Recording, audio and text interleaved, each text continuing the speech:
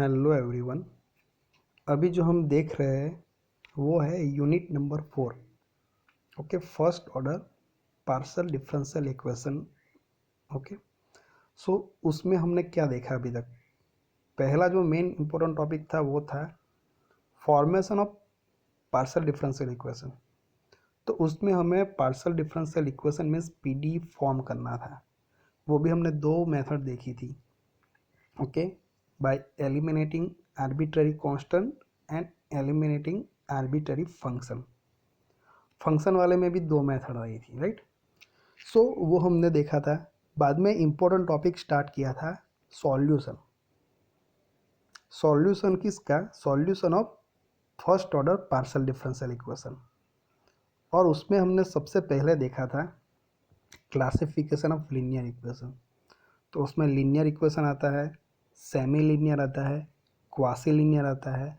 तो जो quasi linear equation है उसको क्या बोलते थे? लैग्रेंजिस लीनियर इक्वेशन। और वो कौन से फॉर्म में था?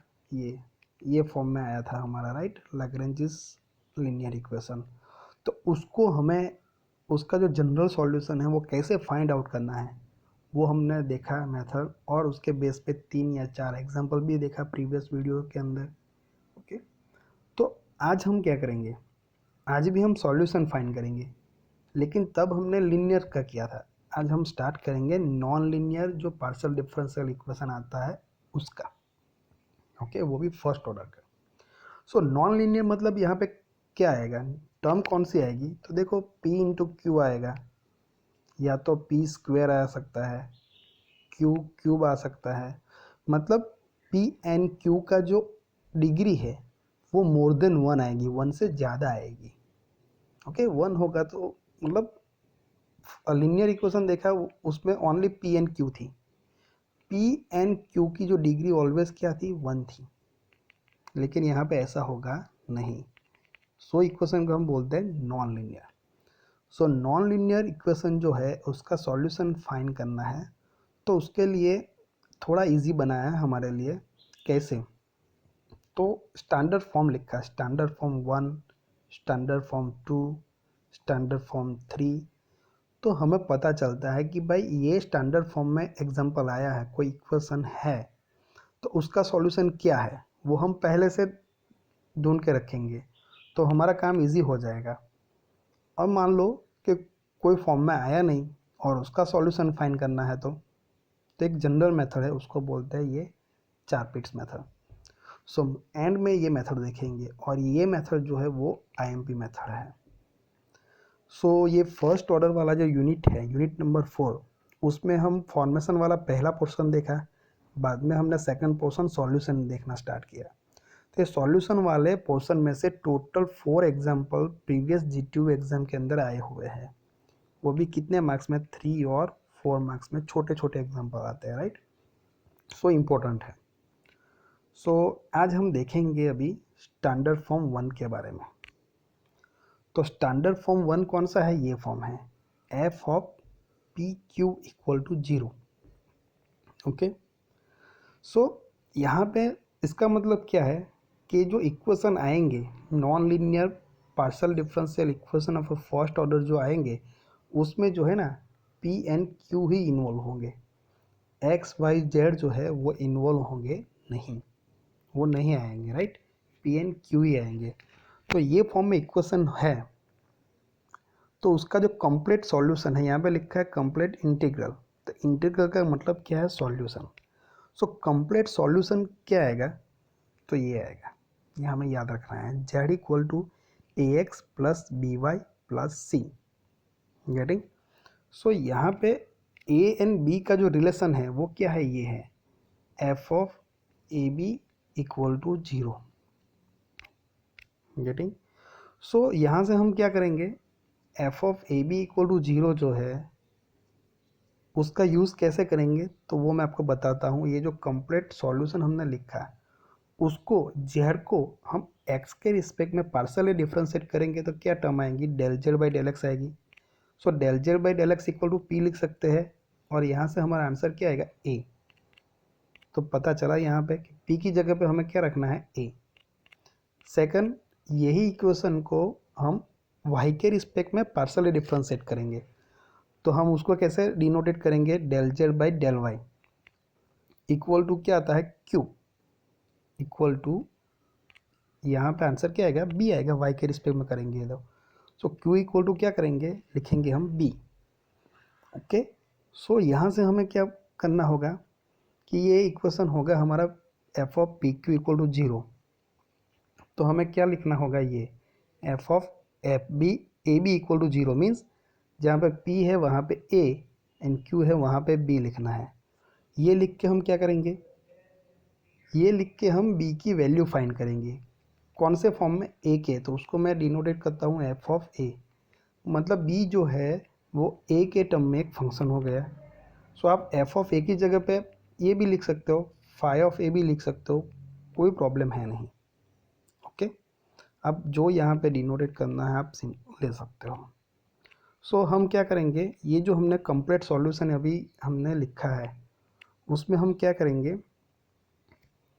बी की जगह पे क्या रख देंगे, एफ ऑफ ए। बाकी सारा इक्वेशन सेम है, देखो z equal to A x plus b की जगह पे क्या रखना है, हमें बी की वैल्यू ए के फॉर्म में लिखनी है। सिंपल, एफ ऑफ ए क्या बताता है कि बी जो है वो बी है लेकिन ए के फॉर्म में है, इंटू वाई प्लस सी। तो ये हमारा एक्चुअली आंसर आ गया, उसको बोलते हैं कंप्लीट सॉल्यूशन। और हमारे एग्जाम में आया है कि सॉल्व दिस इक्वेशन, तो हमें क्या फाइंड करना है, ओनली कंप्लीट सॉल्यूशन ही फाइंड करना है। ओके, लेकिन यहाँ पे बुक में ये दो दिए हैं, एक तो सिंगुलर इंटीग्रल दिया है, मतलब सिंगुलर सॉल्यूशन। सिंगुलर सॉल्यूशन किसको बोलते हैं वो एक दिया हुआ है, तो मैं आपको बताता हूँ लेकिन एग्जाम्पल में नहीं।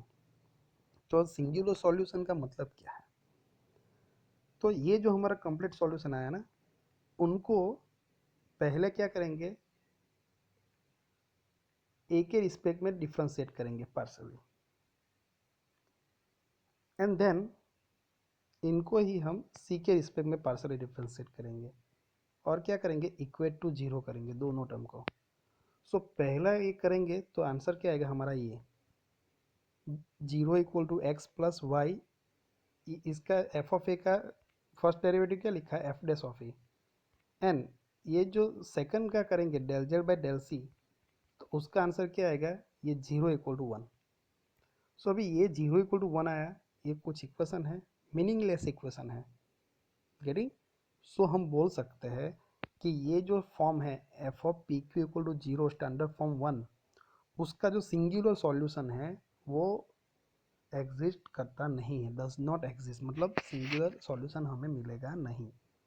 ओके, और दूसरी टर्म दी हुई है यहाँ पे जनरल सॉल्यूशन, जनरल इंटीग्रल है, तो हम लिखेंगे जनरल सॉल्यूशन। तो यहाँ पे क्या करना है, ये जो हमारा इक्वेशन आया ना complete solution, Z equal to A x plus F of A Y plus C. Okay, तो यहाँ पे हम क्या करेंगे, कंसिडर करेंगे C equal to phi of A, means C कोई एक में एक फॉर्म, एक एटम में एक फॉर्म है, राइट। तो वो हम रखेंगे ये सी इक्वल टू फाई ऑफ ए, तो ये एक इक्वेशन आ गया। अब क्या करेंगे, ये जो इक्वेशन नंबर सिक्स आया उसको हम ए के रिस्पेक्ट में डिफ्रेंशिएट करेंगे, मतलब del Z by del A करेंगे और इक्वेट टू क्या करेंगे, जीरो, तो यहाँ पे जीरो रखा है। तो यहाँ पे आंसर क्या आएगा, ए इंटू एक्स का एक्स प्लस वाई, यहाँ पे एफ डेस ए हो जाएगा और यहाँ पे फाइव डेस ए हो जाएगा, राइट। सो हम क्या करेंगे, सिक्स एंड सेवन ये दोनों इक्वेशन पे से ये जो ए है उसको क्या करेंगे, यहाँ पे एलिमिनेट करेंगे, तो हमें जो रिक्वायर्ड जनरल सॉल्यूशन है वो मिल जाएगा। किसका, ये फॉर्म का पी क्यू, क्वेश्चन हमने लिखा ना f of P Q equal to zero, ये फॉर्म का हमें जनरल सॉल्यूशन मिल जाएगा, राइट, गेटिंग। लेकिन ये अभी मैंने ऐसे बताया है, इनकी अभी ज़रूरत है नहीं, जनरल सॉल्यूशन एंड सिंगुलर। हमें अभी किसके बारे में देखना है, ये कंप्लीट सॉल्यूशन के ही बारे में देखना है।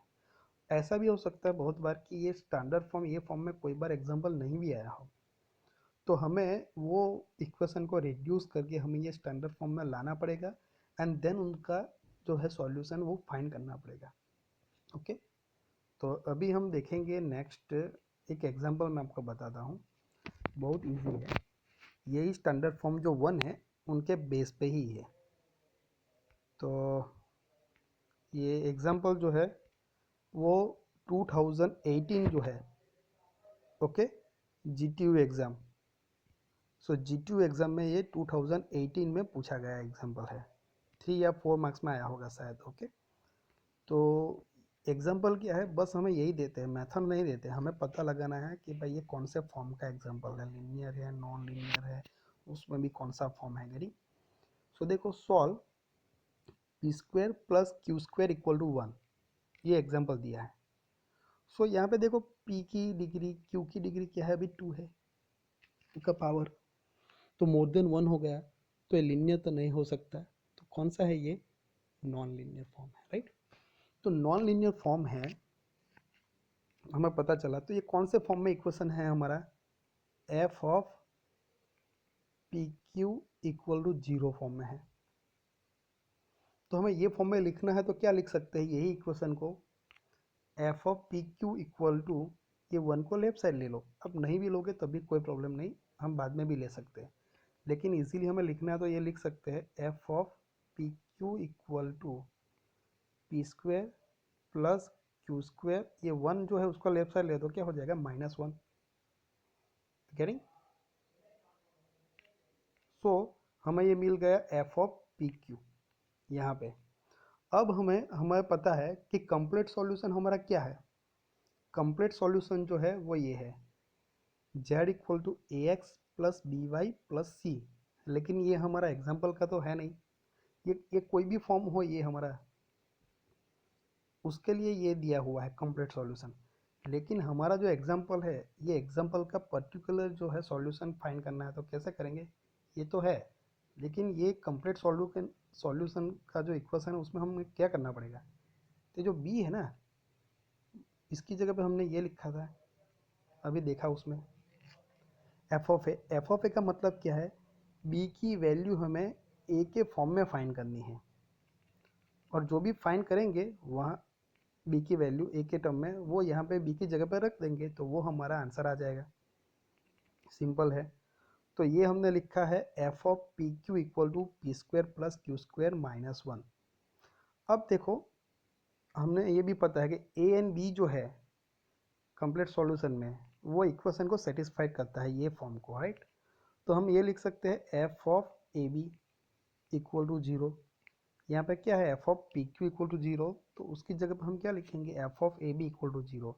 सो ये जो एफ ऑफ पी क्यू का इक्वेशन क्या है, ये वाला है, p square plus q square -1। तो यहाँ पे हम क्या करेंगे, पी की जगह पे ए रखेंगे और क्यू की जगह पे क्या रखेंगे, बी, तो हमें क्या मिलेगा, एफ ऑफ ए बी मिलेगा। तो देखो यहाँ पे हम क्या करते हैं, पी की जगह पे ए रख देते हैं, तो क्या आएगा, ए स्क्वायर आएगा, प्लस यहाँ पे क्या है, क्यू स्क्वायर, तो क्यू की जगह पे हम क्या करेंगे, बी, बी स्क्वायर आएगा, -1 इक्वल टू 0। हमें क्या चाहिए अभी, ये बी की वैल्यू चाहिए ना, तो बी स्क्वायर को ऐसे ही रखते हैं, उसके अलावा जो भी टर्म है उसको राइट साइड ले लेते हैं, तो -1 है उसको राइट साइड लेंगे तो क्या हो जाएगा, +1, और ए स्क्वायर जो है वो प्लस है, राइट साइड जाएगा तो क्या हो जाएगा, -a² हो जाएगा, राइट। तो बी स्क्वायर की वैल्यू मिली, हमें किसकी चाहिए, बी की, तो बी इक्वल क्या आएगा, √1 - a² लिख सकते हैं हम। तो बी का जो आंसर आया ये √1 - a², उनको हमें क्या करना है, ये जो कंप्लीट सॉल्यूशन लिखा है ना, उसमें बी की जगह पे ये रख देना है √1 - a²। पता चला, ये जो है ना कंप्लीट सॉल्यूशन, ये बी की जगह पे क्या करना है, बी की वैल्यू क्या आई, √1 - a², वो रख दो, तो वो हमारा आंसर आ गया। तो देखो, the complete solution is same है, ये है z equal to A x plus b की जगह पर क्या रखना है, बी का ए के फॉर्म में आंसर, मतलब ये √1 - a² इंटू वाई प्लस सी, ये आ गया, गेटिंग। सो बस ऐसा ही कंप्लीट सॉल्यूशन फाइंड करना है, बहुत इजी है। तो ये एफ ऑफ पी क्यू के फॉर्म में है या नहीं है वो देखना है। तो f of P Q equal to क्या लिख सकते हैं, यहाँ पे से ये पूरा इक्वेशन हम लिख सकते हैं, और हमें पता है कि कंप्लीट सॉल्यूशन हमारा क्या है, ये तो ए एंड बी जो है वो हमारा जो ये स्टैंडर्ड फॉर्म है उसको सेटिस्फाई करता है। तो वहाँ से हम क्या लिख सकते हैं, f of P Q equal to zero की जगह पे क्या लिखेंगे, f of A B equal to zero. तो एफ ऑफ पी क्यू तो हमारे पास है, तो यहाँ पे पी की जगह पे ए और क्यू की जगह पे बी रखो तो ये आएगा। तो यहाँ से हमें किसकी वैल्यू फाइंड करनी है, बी की ए के टर्म में, जो भी आई उसको यहाँ पे रख दो बी की जगह पे। तो ये हमारा आ जाएगा हमारा complete solution of the given non linear equation. यानी सो ये बहुत इजी एग्जांपल था, लेकिन ये 2018 में आया हुआ था G2 एग्जाम में, इसीलिए मैंने बताया। सो यही मेथड के बेस पे और 2-3 एग्जांपल हम नेक्स्ट वीडियो में देखेंगे। और ये आज हमने देखा सॉल्यूशन, कंप्लीट सॉल्यूशन किसका, ये एक स्टैंडर्ड फॉर्म 1, मतलब किस टाइप का, ये f of P Q equal to zero. अभी नेक्स्ट फॉर्म आएगा स्टैंडर्ड फॉर्म 2, उसके बेस वो मेथड भी हम नेक्स्ट वीडियो में देखेंगे। और ये स्टैंडर्ड फॉर्म 1 वाली मेथड का एग्जांपल भी देखेंगे, तो ये मेथड का रिवीजन भी हो जाएगा और नेक्स्ट मेथड भी हमारी हो जाएगी, राइट। सो वो हम देखेंगे सब कुछ नेक्स्ट वीडियो के अंदर।